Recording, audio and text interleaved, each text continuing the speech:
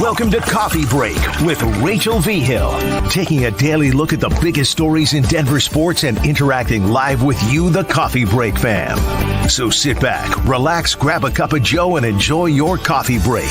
Here's your host, Rachel Vigil. We all know that we want the Broncos to move up, possibly into that number 4 spot, make a trade with the Arizona Cardinals. But what other teams that are looking to trade up could possibly give the Broncos a bit of a hard time? To talk about that today, we are bringing in the one and only Cecil Lammey. He's always got all the inside secrets of what's going on, of course, revolving the draft. But Cecil, I know that there's a lot of names that are starting to go. The Vikings, the Raiders are starting to pop up into it. Any other names that you've heard of that could possibly give the Broncos a little bit of a hard time? Yeah, the Giants give the Broncos a hard time as well. They haven't done a very good job of hiding their quarterback interest, which is funny because they just paid Daniel Jones last year. So you've got all these complications, but we are in April. The calendar turned over. I put it in Mile High Monday at denversports.com. It's the month of lies. And oh my God, some of the stuff I'm hearing now, we're like 3 days in, and I'm hearing stuff that I didn't hear in January, didn't hear in February, didn't hear in March. Now, all of a sudden you hear it in April. That means it's bogus. Okay, so what's the top lie right now that's going on in the sports world? New England's trying to game Denver and Minnesota. I believe, it's my belief, that the New England Patriots would move number 3 for the right pick, right? For the right haul, which would likely include Pat Surtain if it's with the Denver Broncos. But right now, all of a sudden, out of nowhere, the Patriots are being spoken of as like, oh, they're really interested in J.J. McCarthy, when they weren't in January, February, or March, but now they are. Okay. And I've got some information that they really like Drake May, but it's newer information, which always makes me go, why is this now being quote unquote leaked out there? Like they really like Drake May. Well, the Vikings like Drake May. I believe the Minnesota Vikings target is Drake May. I believe the Broncos target is JJ McCarthy. I believe Minnesota and Denver think they're after the same guy. And that's causing this like perhaps competition, and New England sensing the market. And again, this is my opinion. New England sensing the market is like, well, we like both of them to try to get more out of these teams. Don't buy it. Don't fall for it. Maybe New England does take Drake May at 3 and they sit tight. But what I heard in January is what I'll stick with now. And if things change, then yeah, we have to change with it. But in January, it was, they want Jaden Daniels. If they don't get Jaden Daniels, they'll move back and they'll take Michael Penix. Well, now all of a sudden, May and McCarthy are on their board when it wasn't that case merely 3 days ago. It's so funny because we were actually just talking before the show went live with our producer, Joey, and I was talking about how during the draft time, everybody's like super picky about what picks they're willing to give up, right? It's like hardball. We're like, no, I'm keeping this 4th round pick. But around the trade deadline, it's like, you get a 4th round pick. You can get a 6th round pick, all of these things. And so to hear this of, oh, you know, these 2 teams are interested, but they're also willing to trade up and they could have these picks that they could give us. So we might as well spark a little bit of attention to see if we can get the phone call. It's all a giant game, Cecil. Yeah, it's 1000% a game. And as I wrote about in Mile High Monday, it's like agents spreading misinformation. Hey, this guy's pink, as long as it helps their client. And that's agents lead so much the NFL news. It's almost a little bit nauseating when you know the inside baseball of that. And now we've got teams trying to lie, trying to spread misinformation. And they usually do it with, you know, assets and avenues that they know will run with exactly what they say. It's propaganda. So now you have a team like New England spreading what I believe is propaganda in an effort to make Denver or Minnesota give up more to move up and get their guy. Okay, so let's just think that everything is going to stay the same for what we've talked about. So we know Minnesota is one of the teams that is definitely interested in moving up, and they have more ammo than the Broncos. How likely is it that they could get the number 4 pick over the Broncos? Yeah, it's somewhat likely, but again, it's a relationship business. You know, fair. Good day to be Monty. That's what Sean Payton said. And I talked to Jonathan Gannon the next day after that, and he said, yeah, it is a good day to be Monty. And here's what Denver offers that Minnesota cannot. Minnesota has more ammo. They got 2 first-rounders. Yeah, this year. Is Arizona doing anything this year? Or do you want more swings at the plate? There's my baseball reference. That's the most baseball I will be talking this week. I apologize, Rockies fans. Amen to that. Rockies fans apologize anyway. But still, like, okay, so you have Kyler Murray. Jonathan Gannon somewhat surprisingly expressed full confidence in Kyler Murray at the owners' meetings, at the coaches' breakfast. Now, he kind of has to, but still, okay, this year they got Kyler Murray. Well, what about next year, right? What if Kyler Murray falls on his face this year? Jonathan Gannon, when I asked him about the wide receivers, kind of generally, I wanted to get an idea of the type that he likes. And he's like, get open and catch. So he didn't really give me a type, meaning, in my opinion, that they're okay with Rome Odunze, who's fantastic, by the way, or Malik Neighbors, who might be better than Marvin Harrison Jr. Like, if they don't get Marvin Harrison at 4, they could move back, perhaps even a 12, and get a Rome Odunze and be more than fine. Now, here's where Kyler Murray plays in. Because if you're the Broncos, you're giving up multiple first rounders. So this year, 12. Okay, that's Rome Odunze, whoever. Brock Bowers, whoever. It doesn't matter. Won't be Bowers. They got Trey McBride. But anyway, then next year, well, you got all the first rounders from Minnesota this year. Well, you need a first rounder next year in case Kyler Murray doesn't work out, so you can move up with your 2 first rounders in 2025. So while Minnesota has more ammo now, I think the fit is for Denver with multiple first rounders to say, hey, you're set up for the future with or without Kyler Murray, and you've got the flexibility. If you get all your first rounders this year, well, yeah, you're kind of stuck with Kyler if he doesn't work out. If he doesn't work out this year, you can get him some help. But then next year, you'll have multiple first rounders to be able to move up for Quinn Ewers or Shadur Sanders or whoever you'd like. Yep. Cecil, this is why I love having you on, because you make me think differently, right? I'm all in on this year's draft. And I'm like, okay, they have a lot more that they can give, but you're right. You are kind of placing all of your cards on Kyler Murray. And if it doesn't work out this year, you're possibly looking to try and get another quarterback next year, which means you would need, in fact, to move up. Yeah, and you've got a defensive coach and Jonathan Gannon, so it's not like, they're married together the way Cliff Kingsbury and Kyler Murray were. And this is the game that's now being played out in Buffalo, and I believe Sean McDermott will lose this game. But the game is, it's either the coach or the quarterback, and I think Buffalo kept it together too long. They should have gotten rid of Sean McDermott by this time. Okay. Now Gannon's in. Murray's not his guy. Murray was the last guy's guy. So the way they can do? They can wash them away, and they're not going to compete for a Super Bowl this year. Sorry, Arizona fans. Newsflash, and everybody already knew this, but you look at that division, you look at, San Francisco still sitting there. Like, you might need a new quarterback, and that means you might need first-round picks for the future. That's Denver, not Minnesota. Oh, so fascinating. Okay, real quick, I do want to touch on Stephon Diggs to the Houston Texans. Your feelings? Yeah, it was coming for a while, and I'm more on Diggs' side. When it comes to his problem with Josh Allen. Josh Allen's got to stay focused on football. And I know Buffalo, behind the scenes, is doing everything they can to get Josh's head right. When Ken Dorsey was fired, Josh took it really, really personally. Really personally. And well, he should. I mean, he got his buddy fired, basically, with his poor play. Yep. So now you look at that team moving on, and they've grabbed Curtis Samuel, stuff like that. So, I think it's better for both parties. And we knew this was coming to a head either way, with Diggs kind of losing his mind on Josh a couple of years ago in the playoffs, when again, Buffalo disappointed. Buffalo has continued to disappoint. I think you're right on the McDermott. I think that he is going to be out before Josh Allen will be out. But also, the Houston Texans are building a team. Let's be completely honest. They could make a deep run in the playoffs as long as personalities don't get too big. Yeah, and Diggs are going to fit right in. The Diggs thing, people saying, oh, wide receiver, and he's a diva. Yeah, Brandon Stokely's a diva to this day. They're all divas. Okay, they're all divas. You just have to deal with it. So, yeah, Diggs is going to fit right in. And, well, D'Amico, man, I mean, maybe that's one where Greg Penner and company look at it and be like, that was our guy. Well, Sean Payton's your guy now. And the Sean Payton factor can be big for this team, and we'll see which quarterback they get. Well, how are you feeling about, I've been calling them the Saints 2.0, right? Yeah. We're seeing time and time again, another Saints player is coming over. We're seeing another Saints player coming over.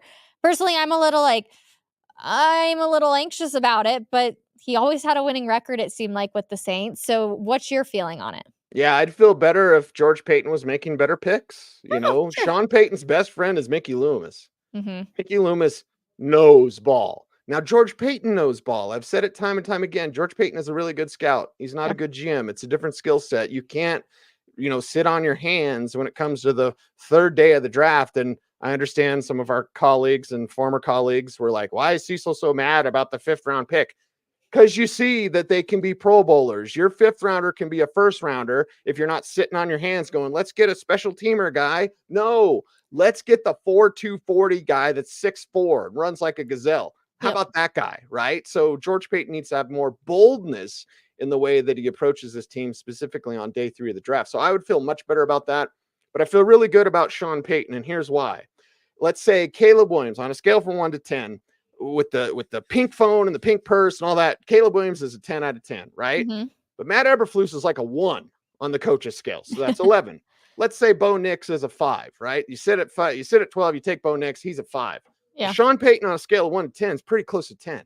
So now you add that up, that's a 15, right? And it's the fit, it's the combination. I preach it time and time again. It's not just you didn't get Caleb Williams and you didn't get Drake May, who, by the way, my favorite quarterback evaluator, the quarterback evaluator that discovered Pat Mahomes and the quarterback evaluator that made fun of me when I told him I had Paxton Lynch as a 1st-round grade. So this guy knows ball. He says Drake May. He's like, nope. You guys in the media see Drake May as way higher than scouts do. So I'm going to trust him on that. But either way, when you add up the combination of these coaches and quarterbacks, the best situation is here in Denver. It might be Minnesota. Okay. Kevin O'Connell, got full respect for that guy. Yep. But the skin's on the wall, to quote John Fox. That's with Sean Payton. So the Sean Payton factor is going to boost one of these quarterbacks. And if they can get a better quarterback, Bo Nix is a 5, but JJ McCarthy's a 7.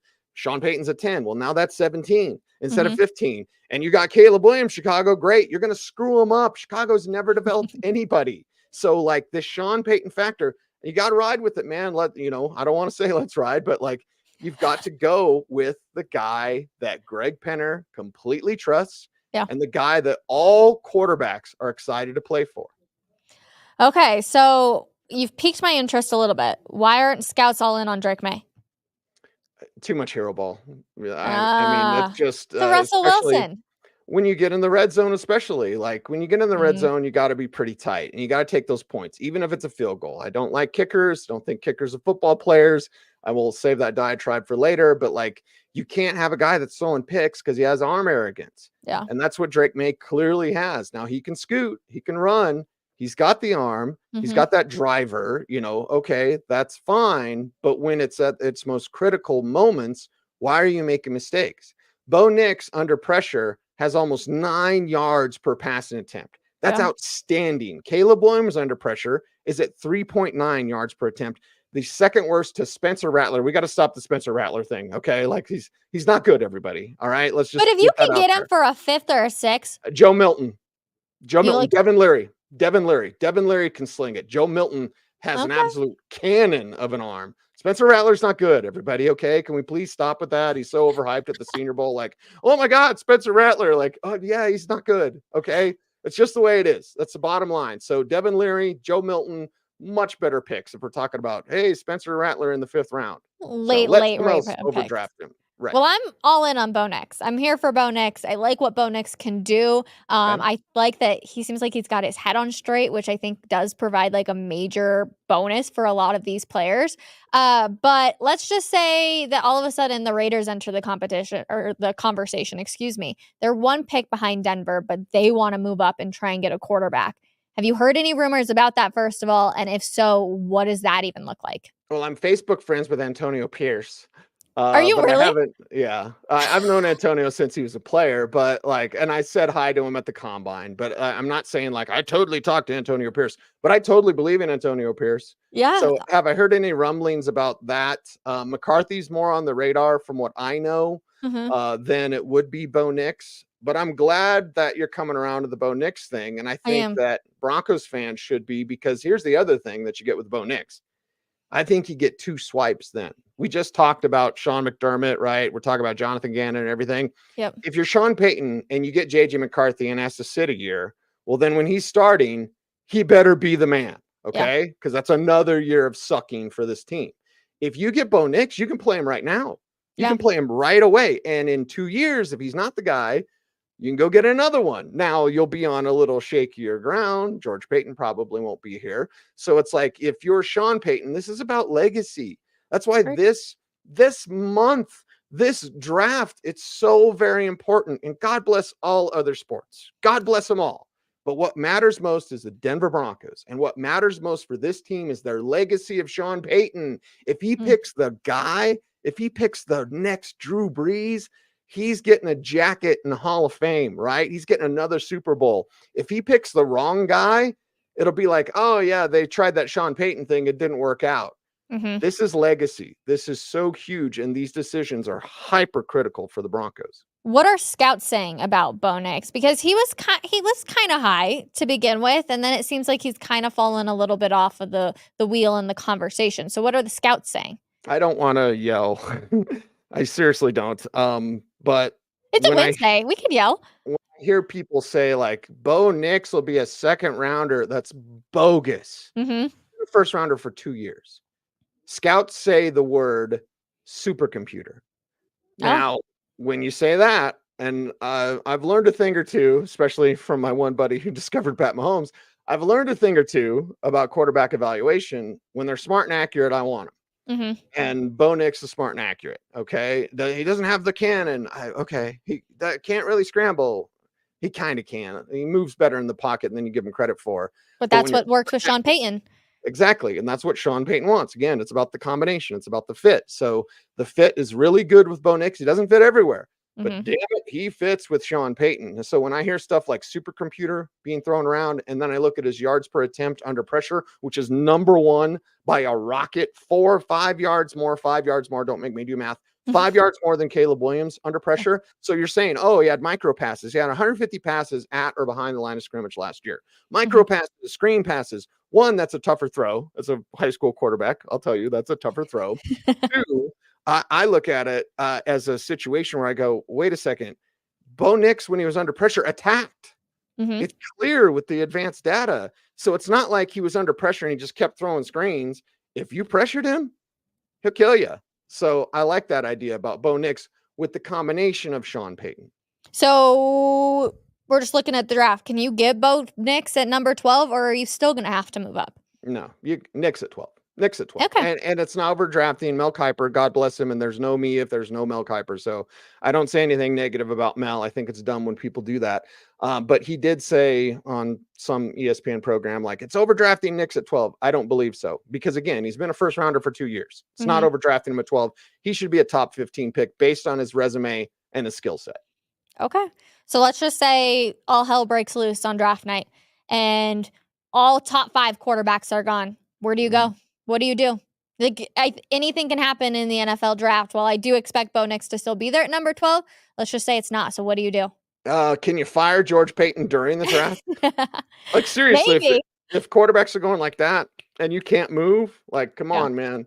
And again, it's a relationship business. And George Payton has really good relationships around this league. So, like, yeah, okay, if that's the case, you're obviously punting on this year.